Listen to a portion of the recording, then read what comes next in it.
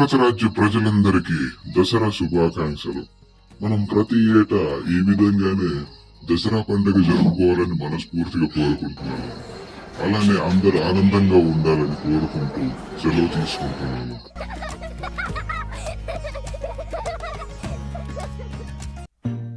అందరూ బాగున్నారా?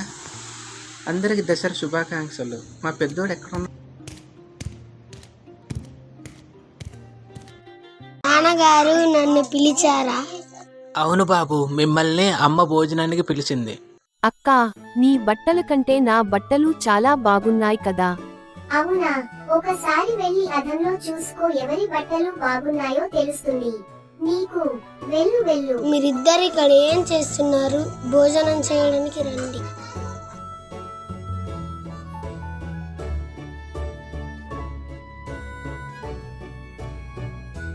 పిల్లలు, మీకోసం పండగ అని చాలా వంటలు చేశాను. ఏది వదలకుండా మొత్తం తినేయాలి, సరేనా?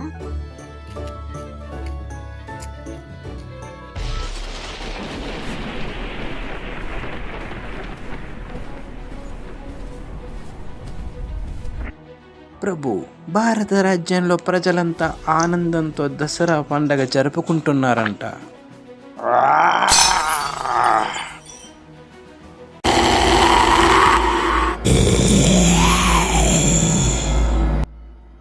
ప్రభు, మీకేమయ్యింది? ఎందుకింత కోపంతో ఉన్నారు?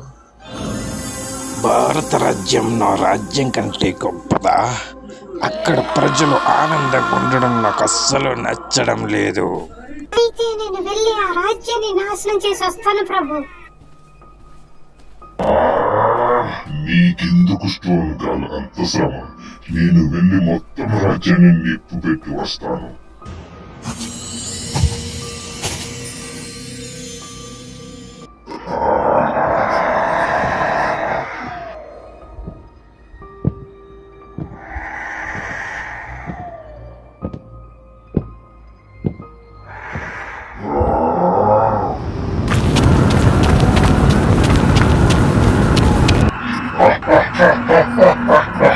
ఈ రోజు ఈ భారత రాజ్యం నా చేతుల్లో అంతా.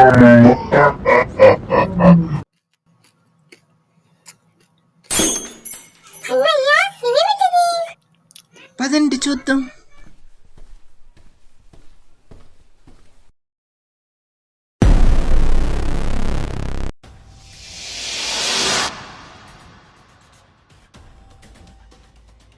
ఈ పిల్లోడు ఏంటి గాల్లో ఎగురుతున్నాడు?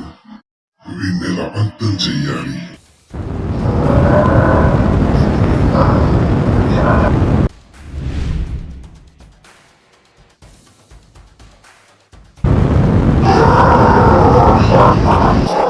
నువ్వు నన్ను ఏం చెయ్యలేవు పాపా. అంకుల్, నీ వంట మాకు కొంచెం ఇస్తే మేము వంట వండుకుంటాం. అన్నట్టు నేను నిన్ను ఓడించగలను. ఈ అగ్ని రాక్షసుని ఓడించడం అసంభవం. అయితే ఇది తీసుకో. పిల్లోడేగాని లేవలేనంత గట్టి కొట్టాడు. ఇక నుంచి పారిపోవడమే మంచిది. ఇప్పుడు నేను వెళ్ళిపోవచ్చు. అది ఏదో ఒక రోజు తిరిగి వస్తాను పిల్లలు.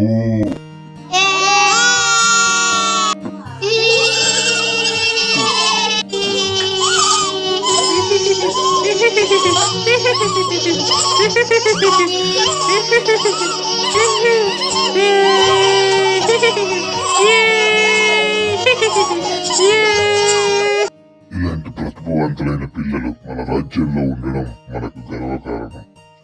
ఈ పిల్లలను చూసి మనం చాలా నేర్చుకోవాలి. పిల్లల దగ్గర ఊడిపోయానని ప్రభువుతో నేను ఏమని చెప్పను?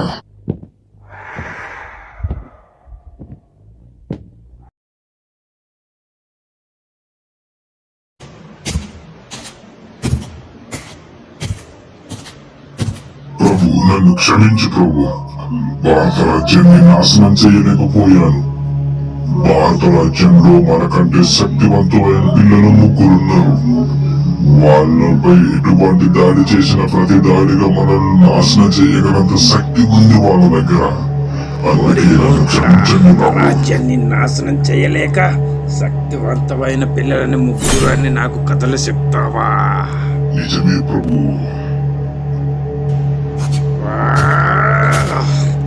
భారత రాజ్యంలో నాకంటే శక్తివంతమైన పిల్లల